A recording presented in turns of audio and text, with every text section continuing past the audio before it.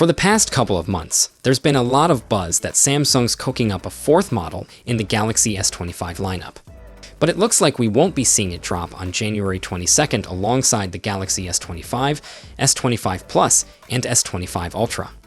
When it does finally hit the scene, though, the phone, currently dubbed the Galaxy S25 Slim, could easily be one of the thinnest flagship devices we've seen from Samsung in a while, excluding foldables, of course.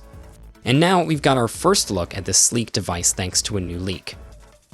According to the latest rumors, the Galaxy S25 Slim will come in at 159 by 76 by 6.4 millimeters. That's crazy slim, but it's still not the thinnest phone Samsung's ever made. That honor belongs to the Galaxy S8 from way back in 2015, which was only 5.9 millimeters thick. Still, Samsung's current flagships aren't exactly bulky either. The Galaxy S24 and S24 Plus are just 7.6 millimeters and 7.7 millimeters thick. So the S25 Slim will be about 1.2 millimeters thinner than the standard S24, which isn't a huge difference, but definitely noticeable. But don't think that slim frame means Samsung's cutting corners. The S25 Slim is expected to feature the same powerful Snapdragon 8 Elite chip that'll be in all the Galaxy S25 models. On the camera side, it's said to sport a 200-megapixel primary sensor, a 50-megapixel ultra-wide, and a 50-megapixel telephoto lens with 3.5x optical zoom. Pretty solid specs, right? And let's talk battery life for a second.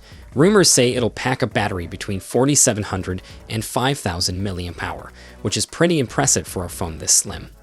It's definitely going to attract those who love a sleek design without sacrificing too much performance or battery.